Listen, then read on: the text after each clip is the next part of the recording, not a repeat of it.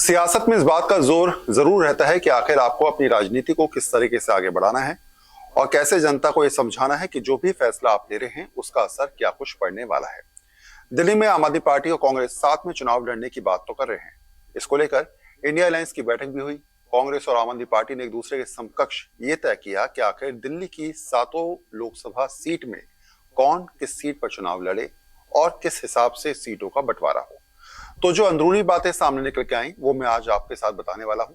पहली बात ये कि कांग्रेस की तरफ से इस बात का जिक्र किया गया कि दिल्ली की 7 लोकसभा सीटों में करीब 3 सीटें वो चाहती है कि उनको दी जाए। इसमें नई दिल्ली सीट, पूर्वी दिल्ली सीट और बाहरी दिल्ली यानी कि साउथ दिल्ली सीट की बात की गई। इसके अलावा ये कहा गया कि आम आदमी पार्टी 4 सीटों पर चुनाव लड़े और 3 सीटें अगर कांग्रेस के पास जाती हैं तो दोनों बड़ी आसानी से चीजों को मैनेज कर सकते हैं और इसका फायदा मिलेगा। ऐसे में आम आदमी पार्टी ने कहा कि दिल्ली के अंदर इस समय 62 विधायक हैं और पिछले हालात जिस तरीके दिल्ली के रहे हैं ऐसे में लगातार हम वर्चस्व को बनाए हुए हैं, इसलिए हम आपको इतनी सीटें नहीं दे सकते। आम आदमी पार्टी की तरफ से 6-1 का फॉर्मूला दिया गया, यानी कि 6 सीटों पर चुनाव लड़ेगी आम आदमी पार्टी और 1 सीट पर कांग्रेस। अब आप सोचिए कि 4-3 की बात और 5-1 की बात या फिर 5-2 की बात या फिर 6-1 की बात अगर इस प्रकार की आती हैं चीजें निकलकर, तो क्या दिल्ली के अंदर स्थिति बन सकती है? क्योंकि कहीं ना कहीं जेडीयू भी अब इस बात को आगे बढ़ाती नजर आ रही है कि दिल्ली में उसको भी चुनाव लड़ना है। यानी कि अगर 5 सीटें आम आदमी पार्टी लड़ती है, 1 सीट कांग्रेस के पास जाती है और 1 सीट पर जेडीयू चुनाव लड़ती है, तो ऐसी में स्थिति क्या बनेगी? या फिर 6 सीटों में सीधे आम आदमी पार्टी 6 सीट पर और 1 सीट पर कांग्रेस जाती है, तो ऐसी पोजीशन में क्या बात बन सकती है? अब जो मीटिंग हुई है उसके बाद इसका सार क्या निकलने वाला है? अब अगली मीटिंग होगी करीब 14 तारीख के बाद। 15 या 16 में तय किया जाएगा कि दूसरी मीटिंग में किस तरीके से इस मीटिंग को आगे बढ़ाया जाए। पहली मीटिंग में 2 फॉर्मूले निकले, मैंने पहले भी कहा, 4-3 या फिर 6-1। दूसरी मीटिंग में अरविंद केजरीवाल के साथ डिस्कशन हो सकता है या फिर पार्टी की तरफ से हामी मिलने के बाद यह तय किया जाएगा कि आम आदमी पार्टी का स्टैंड क्या है। दूसरी बात, आम आदमी पार्टी ने एक बात और जिक्र की। उसने कहा कि गुजरात के अंदर, गोवा के अंदर, हरियाणा के अंदर, राजस्थान के अंदर भी उसको सीटें मिले। अगर ऐसे मिल जाती हैं तो वो पंजाब के मुद्दे पर भी बातचीत करने के तैयार है।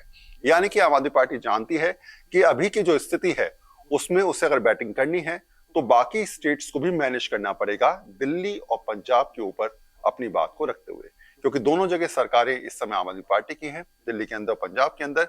ऐसे में गुजरात, गोवा, हरियाणा, जहां पर कहीं ना कहीं विपक्ष के तौर पर सीधे कांग्रेस है मजबूती के साथ, वहां पर अगर सीटें मिल जाती हैं इस समय आम आदमी पार्टी को, तो वो अपने राजनीतिक भविष्य को उन स्टेट्स में तलाशती नजर आएगी जहां पर वो लगातार पिछले कुछ दिनों से वर्चस्व बनाने की कोशिश कर रही है।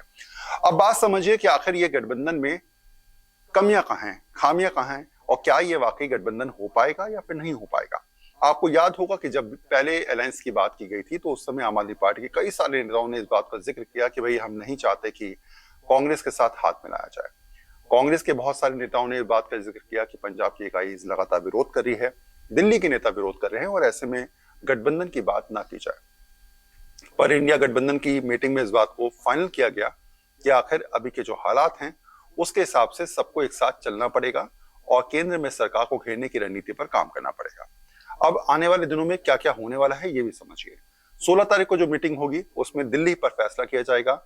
उसके बाद करीब 22 तारीख को एक और मीटिंग की जाएगी, उसमें पंजाब, हरियाणा, गोवा, इन तीनों पर फैसला किया जाएगा। और उसके बाद करीब 29 तारीख के आसपास एक मीटिंग और की जाएगी जिसमें तमाम सीट्स जो अब तक फाइनलाइज हुई हैं उन पर हरी झंडी दिखाने की सोच को आगे बढ़ाया जाएगा। यानी मुश्किलें आसान नहीं है, परेशानियां दोनों पार्टी के सामने हैं। तय दोनों को करना है कि आखिर दोनों का हाथ थाम के कैसे इस पूरे गठबंधन को आगे लेके जाया जाए।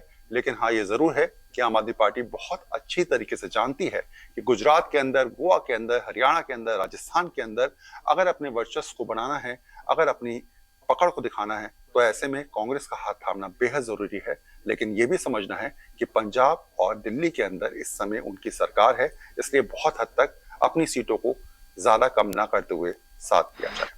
इस प्रकार की रोचक खबरों के लिए और सही जानकारी के लिए आप देखते रहिए दिल्ली 24।